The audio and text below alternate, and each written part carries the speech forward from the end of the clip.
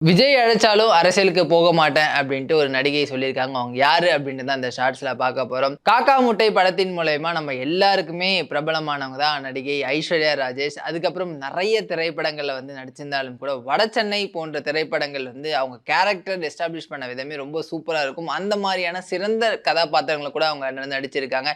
இந்த நிலையில வந்து பார்த்தீங்கன்னா, அவங்க ஒரு பிரஸ் மீட்ல உட்கார்றாங்க. அவங்க கிட்ட ரிப்போர்ட்டர் ஒரு கேள்வி கேட்கிறார். இந்த மாரி நீங்க அரசியலுக்கு வருவீங்களா? அப்படின்னு வந்து கேட்கிறாங்க. இந்த கேள்வி வந்து எல்லார்கிட்டயுமே கேட்கப்படுற ஒரு கேள்விதாங்க. அவங்க ஒரு நடிகைங்க. அவங்களோட வேலைய அவங்க பார்க்கணுங்க. ஏன் அவங்க கிட்ட போயிட்டு நீங்க அரசியல் கேள்வி கேட்கிறீங்க? அரசியலுக்கு வருவீங்களான்னு கேட்கிறீங்க அப்படின்றது தெரியல.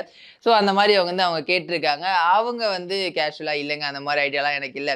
இப்போ என்னுடைய முழு கவனமும் வந்து சினிமால தான் இருக்கு அப்படின்ற மாரி சொல்ல, அத விடாத ரிப்போர்ட்டர் வந்து என்ன கேட்டிருக்காருன்னா, இந்த மாரி விஜய் அவர்கள் அரசியலுக்கு அழைச்சா நீங்க போவீங்களா? அப்படின்ற மாரி கேட்டிருக்காங்க. அவங்க சிரிச்சுட்டு அப்படிலாம் எனக்கு எந்த ஐடியாவும் கிடையாதுங்க.